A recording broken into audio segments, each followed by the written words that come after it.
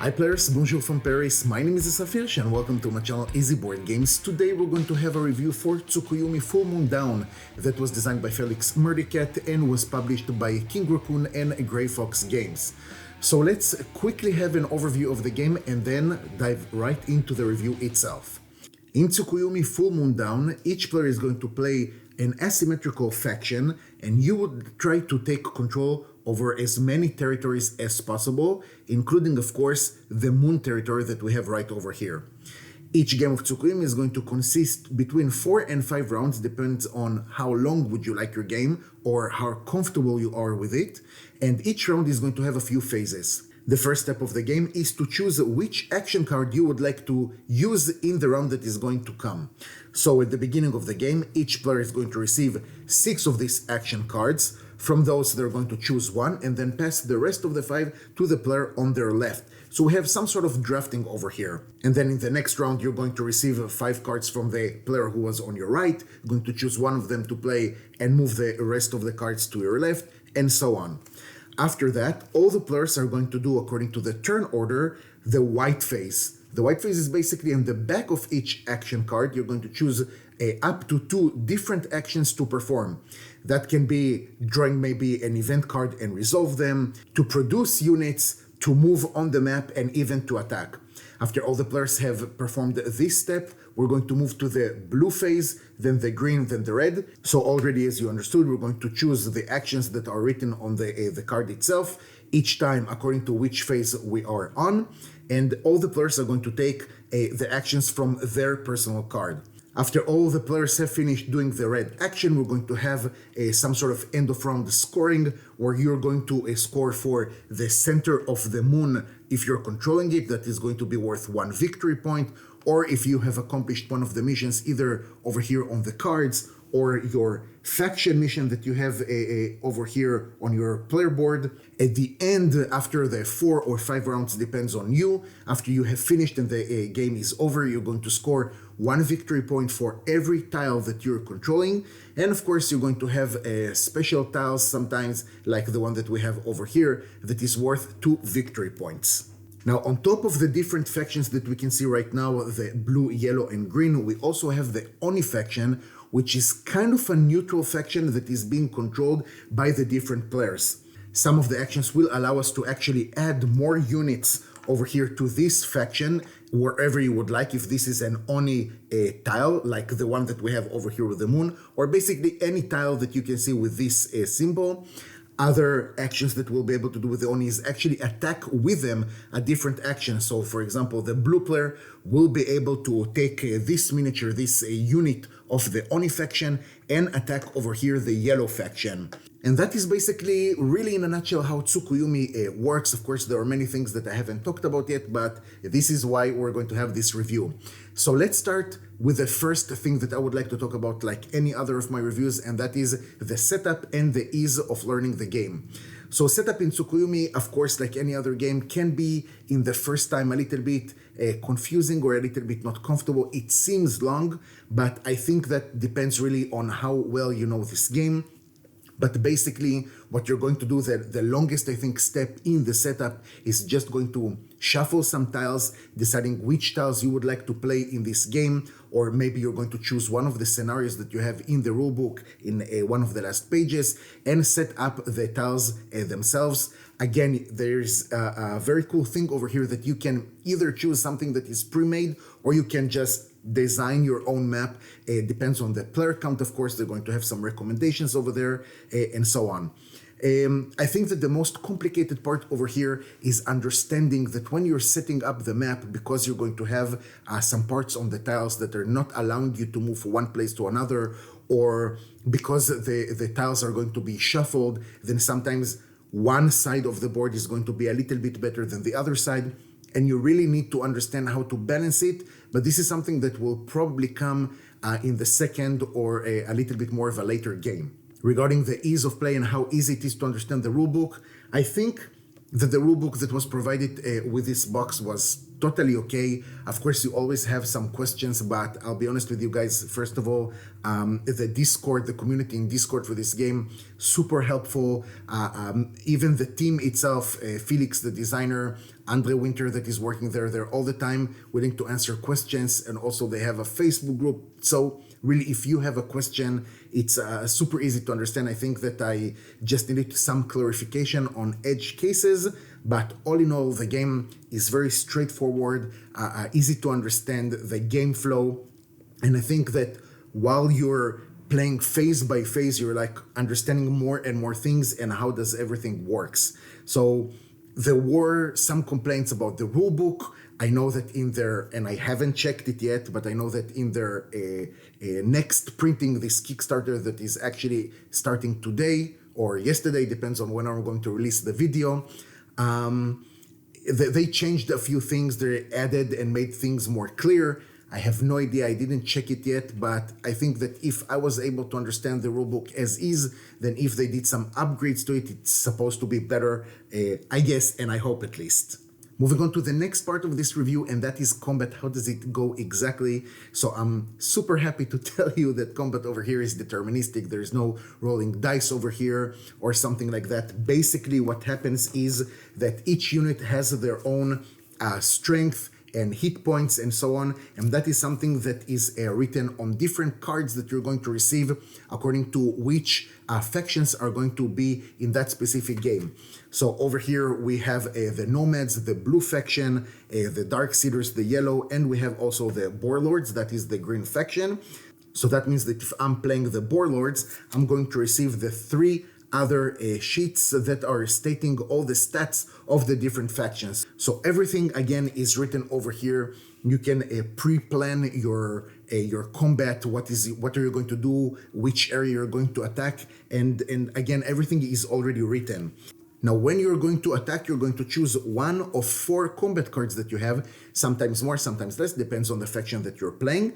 And some of these combat cards are a little bit stronger, and those you will be able to play only once per round. So you really need to pay attention to the timing, of course, of when you're going to play these cards.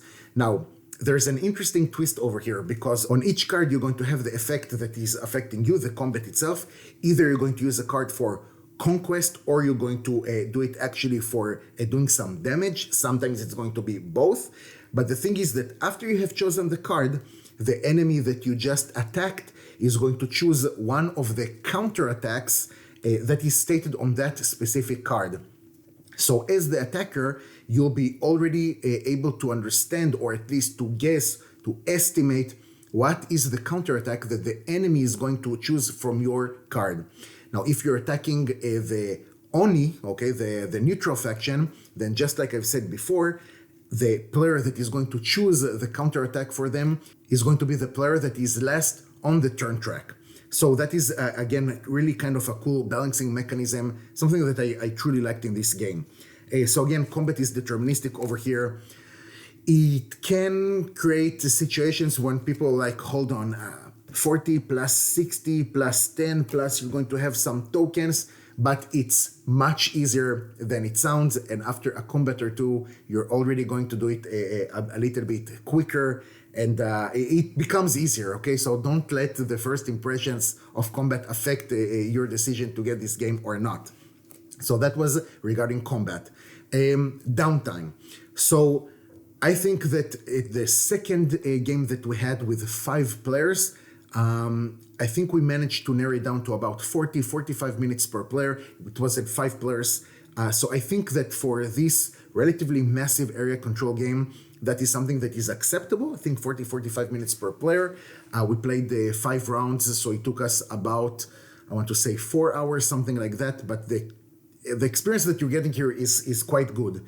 So the interesting thing that you have here with the downtime, first of all, that when other people are taking their actions, you're interested, and it's important for you to understand what's going on over there. So it's not like you're only concentrated on your cards or on your corner of this world. You're actually very interested to see what's going on the board, because very easily Some factions can travel across the board and suddenly just be next to one of your territories or to attack. The nomads, for example, can put some mines across the board, so you want to see if someone is entering this area or not. And on top of that, because you have already chosen the action card that you're going to play, then of course, if something is happening, you'll have to adjust your strategy. So you're really invested over here on the board and the moves of the other players. On top of that, because there is this mechanism over here that it's not like someone is going to receive a card and then resolve all of it, and then the next player, no, we're all going to resolve one player at a time, of course, the white phase and then the blue and then the green. So you're going to be, again, it's going to be your turn quicker than you think. Of course, this game can be a subject, okay, to the analysis paralysis that we're a little bit afraid of. But I think that the more comfortable you're going to be with this game, the less time it's going to take you to think about the next move that you would like to take, which is really normal. I didn't find here the analysis paralysis element too strong, we can say, or too heavy. It's something that really makes the game stuck. The one player that we had that is all the time just overthinking, but that is like with every game. So nothing too special over here with Tsukuyumi in that matter. The next thing that I would like to talk to you, and that is, in my opinion, the best aspect of Tsukuyumi is the asymmetrical factor. This is, I think that what Felix managed to do over here with this game is amazing. First of all, there are some asymmetrical board games out there, okay?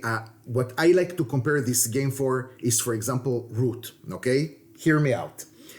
While in Root, and I'll just say in advance that Cole Whirl is a designer that I truly respect. I think that Pax Pamir second edition is an amazing game. I think that John Company second edition is an amazing game. In Root, which is a very respectable game, is a game that didn't stay in my collection because, while of course every faction is very asymmetrical and it's going to play different, also the thing that they need to achieve at the end to win the game is going to be completely different. Okay, so if I'm playing the Vagabond, for example, right now, my game is going to be extremely different than if I'm playing the Birds or, I don't know, the Crocodiles or whatever you have there with the expansions. And that is something that even if you have one new player at the table, you still need to explain not only their faction, you need to explain every other faction to the details to make them understand how come if they're going to do one thing, it's going to affect the entire table. So if one player is going to misplay, just because, not because it's their fault, because they didn't understand how does other factions win, that's going to just ruin the game basically for everyone. In Tsukuyumi, yes, each faction is going to play, I don't want to say completely different, but they're going to have different powers and different special things that they will be able to do. But this is something that after pretty much a round, you'll already be able to understand how does it go exactly. But the thing is that in order to win this game, every faction will try to do the same thing, and that is to control more territories.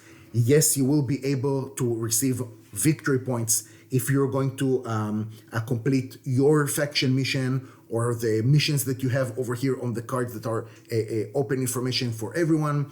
Later, it depends if you want to add some things from the expansion, which are other missions or whatever.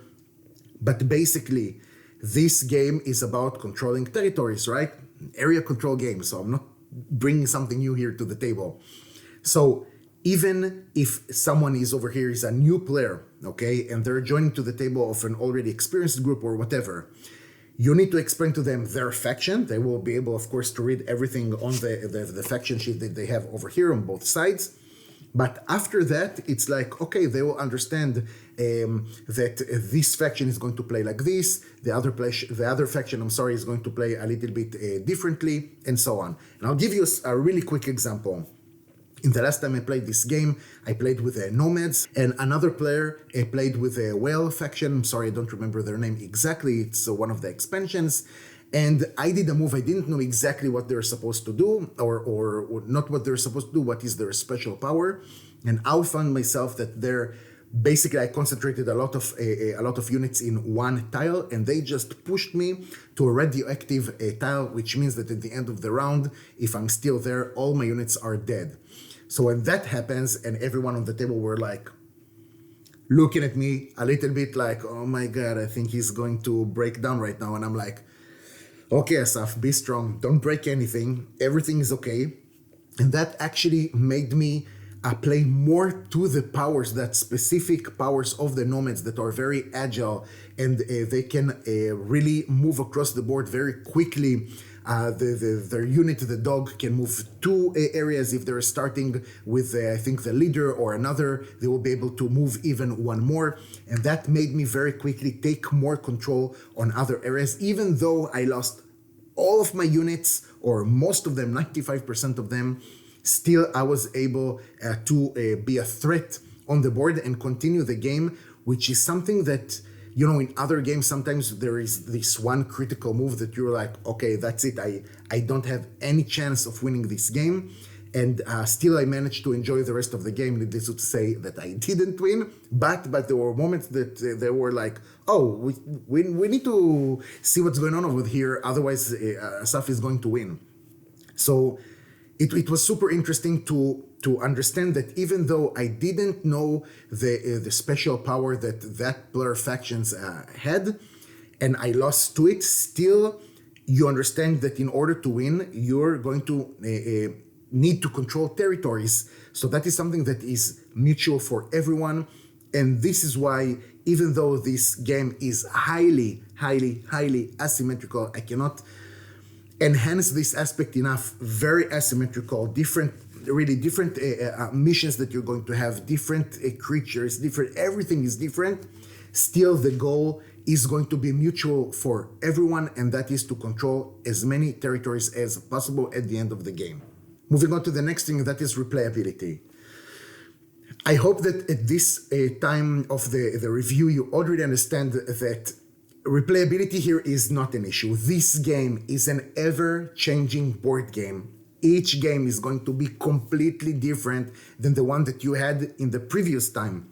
First of all, because you're going to build a new map, you're going to use something else. And even if you're going to use the same pre-designed map that you can find in the rulebook, still every game you will be able, to some effects, you will be able to move one tile completely from the board. You will be able to take a new tile from the pile of tiles that you didn't use and just add it according to some rules.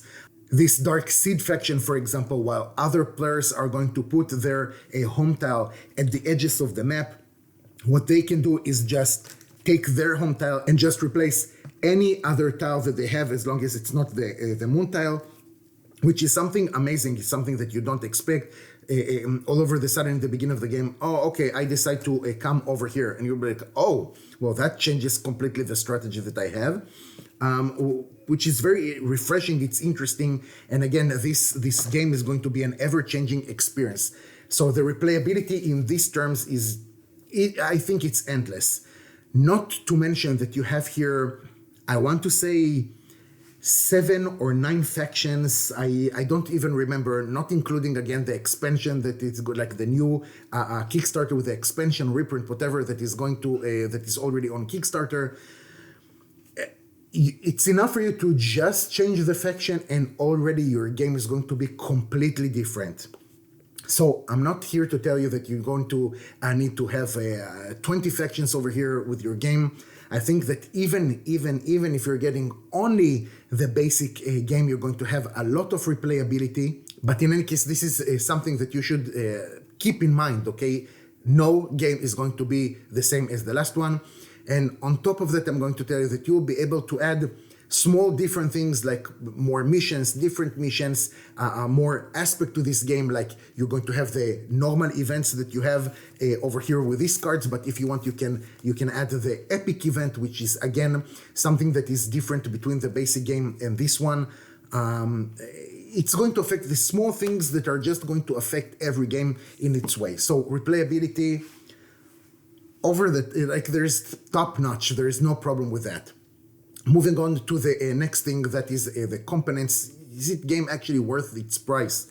So I didn't back it the last time that it was on Kickstarter or something like that. I actually traded this game, and I gave Perseverance episodes 1 and 2, the deluxe version by Mind Clash. Sorry. I love Mind Clash, but I do feel that I got the better end of the deal since I got Tsukuyumi Full Moon Down alongside with everything that was printed and the playmat until that time. So I think that I did some good over here. Definitely Tsukuyumi is a game that is already this year hitting my table time after time. So overall, I think that the components here are great. The tiles are not bending or something like that. They're staying flat on the table, which is something that I appreciate. The miniatures are great. Maybe not the best miniatures that I've ever seen in my life, but for the amount of different miniatures that you have over here, again, I remind you, 7 to 9 factions, all the time you're going to have different miniatures. Hold on, let me get another one. This is another miniature that you have. I hope that you can see it with the camera, this kind of small dragon. There are actually bigger miniatures that are just like, well, that is like this size, which is just kind of impressive, you know? So I think that for the amount of different miniatures that you have over here, I think that it exceeds the price of the game itself. I think that you're getting here a really good value for what you're paying for. Of course, on top of that, if you're a mini painter, then this is going to be a festival for you. So that is great. The other things, the cards feel good. Nothing too much out of the ordinary, but let's say that, again, I was not disappointed over here from the components. Some things that I didn't like in this game. First of all, I know that in the first version of the game, you could have gotten this with the standees, okay? Now, standees, of course, are not like miniatures, but the nice thing that you had over there is that with the standees, you can see all the stats of the different units on the board itself, and you don't need to have all of these sheets, okay? All of these stat sheets of the different factions. Now here I'm showing you only 3, but imagine that you're a 5 or even a 6, because this game can support 6 players, and you're having a 6-player game that you're going to have 6 of those, right? 5 for all the other factions, and also another one for the Oni. So I'm not sure it's so comfortable to in the middle of the game, like, hold on, where is that one that I need? Okay, and start. It's not the most comfortable, but it's good that it's there, especially when there are a lot of units that you're going to attack. In any ways, I think that there is an advantage also for the standees. So this is something to keep in mind if in their next Kickstarter they are going to propose that to you. Next thing is that this game, because it has so many expansions, I'm kind of missing here a good storage solution. What I did in order to fit everything in one box, and I'll be honest with you, as a side note, I really started to not care if I'm throwing some expansions, some boxes of expansions, just in order to make everything more comfortable and more accessible. So I got rid of all the boxes, okay, of the expansions, and I got everything fit in the core box.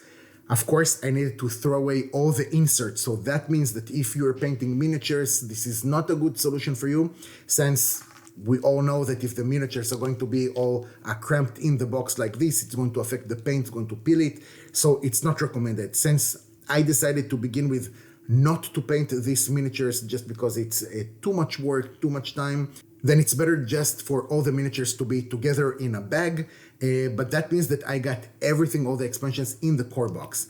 Now, I do know, again, I didn't check it out, I do know that King Racoon are teaming up with Game Tray, so maybe it's going to be better. Still, I don't expect there to be a big box to have everything, which is, I think that is kind of a shame. All in all, guys, Tsukuyumi Full Moon Down is an amazing, highly asymmetrical area control game. If having asymmetrical factions and area control is your thing, I think that Tsukuyumi should be in your collection. It's easy enough to get to the table. The playtime is not so bad. Well, actually, playtime is relatively good for the number of players and what's going on in this game. There is not a lot of downtime. Components are great. So again, I highly recommend it. If you can get your hands on this game, you should do it. And that's it, you guys. Thank you so much for watching. I truly appreciate it. If you learned something new or saw something that you like, consider subscribing to the channel, becoming a member, or just liking and commenting on the video. Let me know if you're considering backing Tsukuyumi Full Moon Down in their next project. Let me know if you already played it, what did you think? And let me know which other games you would like me to cover on this channel. Take care, and I'll see you next time.